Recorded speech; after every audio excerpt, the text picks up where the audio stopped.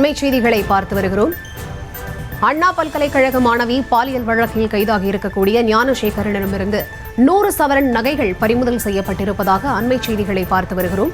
பல்வேறு அடகு கடைகளில் வைத்தது தகவல்களில் வெளியாக இருக்கிறது.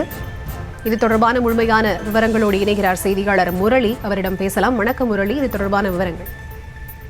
வணக்கம். அண்ணா பல்கலைக்கழக மாணவி பாலியல் வழக்கில் கைது செய்யப்பட்ட ஞானசேகரனிடமிருந்து கொள்ளை வழக்கில் இதுவரை அவரிடமிருந்து 100 சவரன் தங்க நகைகள் பறிமுதல் செய்யப்பட்டிருப்பதாக பள்ளிக்கரணை போலீசார் தகவல் தெரிவித்திருக்கிறார்கள்.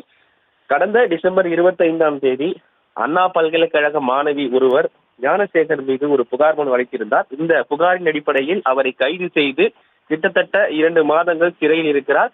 இந்த விவகாரம் தொடர்பாக சிறப்பு புலனாய்வு குழு அதிகாரிகளும் நியமிக்கப்பட்டிருக்கிறார்கள். அவர்கள் தொடர்ச்சியாக பல்வேறு விசாரணைகள் மேற்கொள்ளப்பட்டு இந்த வழக்கில் ஞானசேகரன் அந்த மாணவியிடம் தவறாக நடந்து கொண்டிருப்பது தெரிய வந்திருக்கிறது.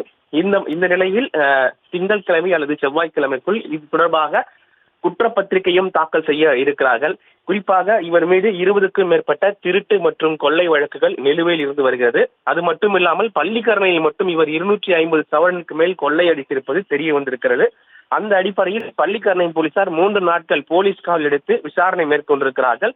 இந்த விசாரணையில் தான் நேற்று அவருடைய பயன்படுத்திய கார் பறிமுதல் செய்யப்பட்டது. குறிப்பாக இந்த 250 சவரன் கொள்ளையடித்த நகையில் அவர் எந்தெந்த அடகு கடையில் வைத்திருக்கிறார், அதே போன்று அந்த அடகு கடைக்கு சென்று போலீசார் இதுவரை 100 சவரன் மீட்டிருப்பதாக காவல்துறை தகவல் தெரிவித்திருக்கிறது. அது மட்டும் இல்லாமல் இந்த விவகாரத்தில் இந்த கொள்ளையடித்த நகைகளை தன்னுடைய 3 மனைவியிடம் அவர் சந்தோஷமாக இருந்ததாகவும் மற்ற பெண்களிடம் இருந்து அவர் இது போன்ற நகைகளை கொடுத்திருப்பதும் காவல்துறை தகவல் தெரிவித்திருக்கிறது. இதனையடுத்து போலீசார் அவரை இன்னும் விசாரணை மேற்கொண்டு வருவதாகவும் தகவல் தெரிவித்திருக்கிறார்கள். விவரங்களுக்கு நன்றி முரளி.